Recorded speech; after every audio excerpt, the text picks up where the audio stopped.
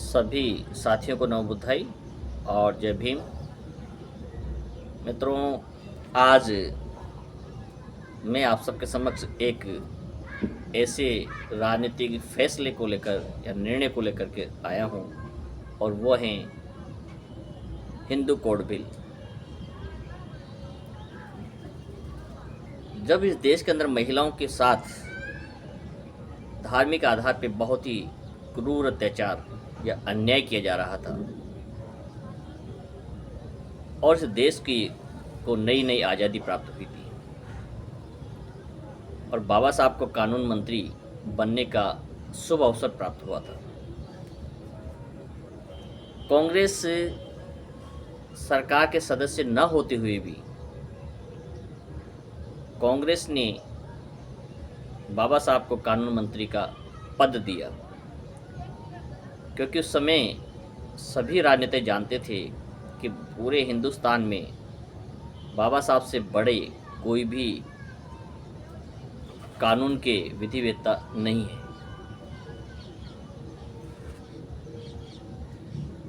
पूरे देश में जब हिंदू कोड बिल संसद के अंदर लॉन्च किया गया, 9 अप्रैल 1948 की घटना है, तो संपूर्ण देश के अंदर, पूरे भारतवर्ष के हर क्षेत्र के अंदर ये अफवाहें फैलाई गई कि बाबा साहब जिस कानून को लेकर आ रहे हैं उससे हिंदू धर्म का सर्वनाश हो जाएगा। कई जगह धरने, प्रदर्शन, आंदोलन हुए।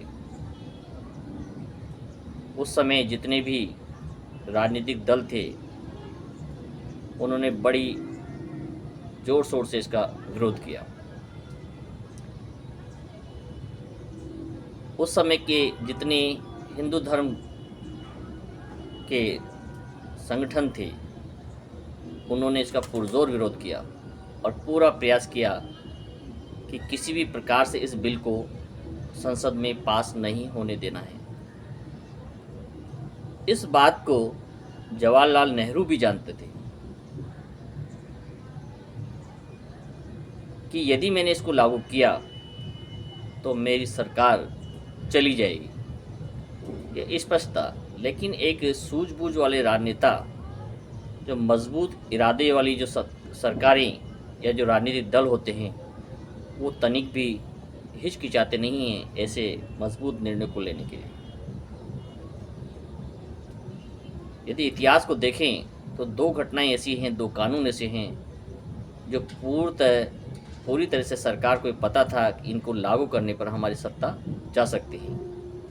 उसमें से एक था हिंदू कोड बिल और एक था जनसंख्या नियंत्रण, जिसमें इंदिरा गांधी को स्पष्ट पता था कि इसको लागू करने पर हमारी सरकार चली जाएगी, लेकिन फिर भी देश के भविष्य को ध्यान में रखते हुए श्रीमती इंदिरा गांधी ने उस कानून को लागू किया और बड़ी तेज़ी से, कठोरता से देश में लागू किया, जिसके परिणाम आज हमारे सामने हैं। आज की स्थिति में यदि किसी भी विरोधी दल से भी यदि पूछा जाए, नेता से, तो श्रीमती इंदिरा गांधी के उस फैसले को गलत नहीं बता सकता है, क्योंकि उसके परिणाम भविष्य में आने थे और जो आज हम देख रहे हैं। लेकिन फिर भी उन कानूनों को जो सरकारें आई कठोरता से लागू नहीं कर पाई।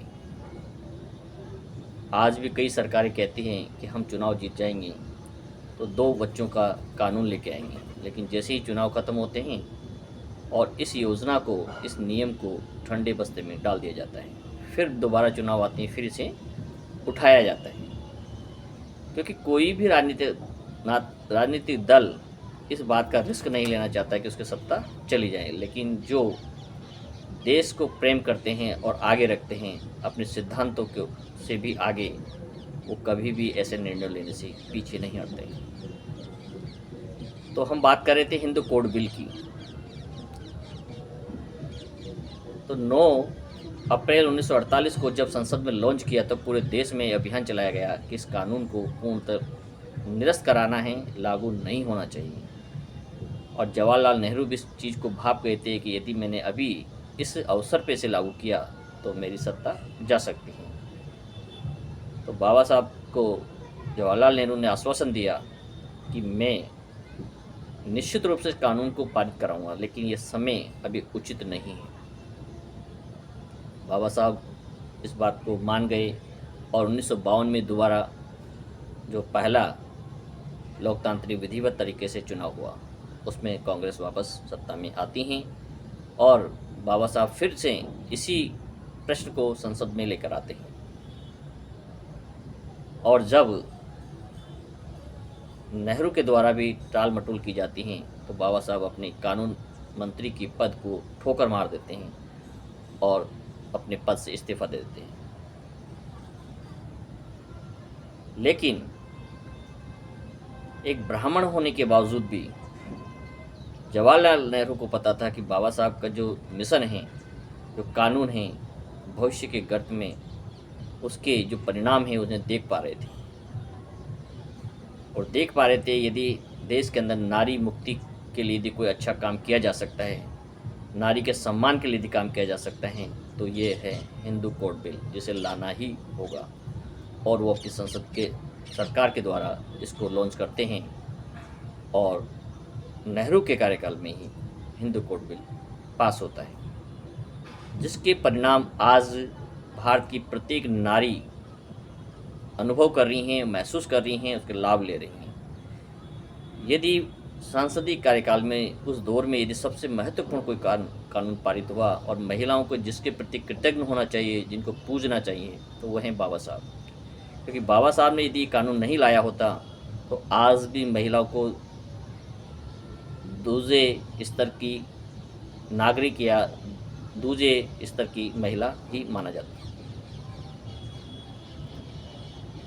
इस कानून से पहले पूरे हिंदुस्तान के अंदर, खास करके हिंदू धर्म के अंदर, महिलाओं को, बच्चों को गोद लेने का कोई अधिकार प्राप्त नहीं था। बाबा साहब ने महिलाओं को, अविवाहित महिलाएं या ऐसी महिलाएं जिनके खुद के कोई पुत्र नहीं हैं, उन महिलाओं को दत्तक पुत्र लेने या बच्चों को गोद लेने का अधिकार दिलाया। इससे पहले महिलाओं के नाम पर किसी प्रकार की कोई संपत्ति क्रय करने का कोई महिलाओं को अधिकार नहीं था। उनके नाम पर कोई प्रॉपर्टी वो नहीं खरीद सकती थी, या कोई भी पिता अपनी प्रॉपर्टी का कुछ हिस्सा अपनी बेटी के नाम पर चाह कर भी नहीं कर सकता था। बाबा साहब ने इस कानून के द्वारा ऐसी व्यवस्था की कि प्रत्येक महिला को अपने पिता की पैतृक संपत्ति में बराबर का हक और अधिकार दिलाया, जिससे उसके भाइयों के द्वारा किसी भी स्थिति में नहीं छीना जा सकता है। महिलाओं को राजनीति में लाने का अधिकार उन्होंने दिलाया, शिक्षा का अधिकार दिलाया, वो सम्मान, वो गौरव बाबा साहब ने उन्हें दिलाया। लेकिन आज भी कितने लोग हैं जो कि अपने आप को हिंदू धर्म के तो मानते हैं, लेकिन बाबा साहब के द्वारा लागू किए गए हिंदू कोड बिल को पूर्णतः मानते हैं। जहाँ तक बालिकाओं को पिता की संपत्ति में देने के जो अधिकार की बात है, शायद 1% व्यक्ति ही ऐसे होंगे जो ईमानदारी से अपनी बेटियों को पुत्रों के बराबर अपनी संपत्ति में अधिकार देते हो। अन्यथा 99% लोगों का यही मानना है कि उनकी पूरी संपत्ति पे जो अधिकार हैं उनके पुत्रों का है, और बेटी का विवाह करने के बाद उससे कोई संबंध नहीं। कुछ बहादुर बालिकाएं, कुछ बहादुर महिलाएं होती हैं जो कोर्ट की सहायता लेती हैं, तब जाकर उन्हें वो अधिकार मिल पाता है, अन्यथा स्वेच्छा से नहीं मिल पाता है। कहने का तात्पर्य ये है, बाबा साहब ने जो उपकार आज महिलाओं के ऊपर किया है, उसके लिए प्रत्येक नारी को बाबा साहब के प्रति कृतज्ञ होना चाहिए, आभारी होना चाहिए कि आज उनके प्रयासों के कारण इस देश के अंदर महिलाएं, चाहे वो धार्मिक कार्य हो, सामाजिक कार्य हो या राजनीतिक कार्य हो, वहाँ प्रत्येक महिला पुरुषों के बराबर कंधे से कंधा मिलाकर चल सकती हैं। उसे भी वो सारे अधिकार प्राप्त हैं जिस कानून से पहले महिलाओं को समाज में प्राप्त नहीं थे। आज महिलाएं अपनी इच्छा से इंटरकास्ट विवाह कर सकती हैं। ये कानून उस बात की उसे इजाज़त देता है। अपने जीवन साथी का स्वयं चुनाव कर सकती हैं। उसे किसी सामाजिक दबाव में आने की कोई आवश्यकता नहीं है। ये जो महिलाओं को आज पुरुषों के बराबर चलने का अधिकार दिया है, वो बाबा साहब की मेहरबानी है। इसे किसी भी महिला को नहीं भूलना चाहिए और एक बार प्रत्येक महिला को हिंदू कोड बिल को अवश्य पढ़ना चाहिए। तब उनकी आँखें खुल पाएगी कि बाबा साहब ने उनके लिए कौन कौन से उपहार दिए हैं, कौन कौन सी सुविधाएं इस संविधान के अंदर दी हैं, जिसके कारण आज उन्हें समाज के अंदर एक गौरव का पद प्राप्त हो पा रहा है।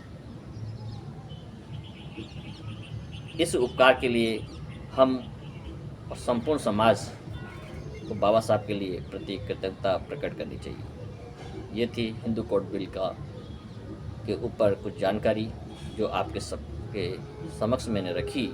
यदि आपको ऐसा लगे कि ये जानकारी और लोगों तक भी पहुंचनी चाहिए तो आप इस वीडियो को शेयर कर सकते हैं, सब्सक्राइब कर सकते हैं। सभी का बहुत बहुत आभार और धन्यवाद।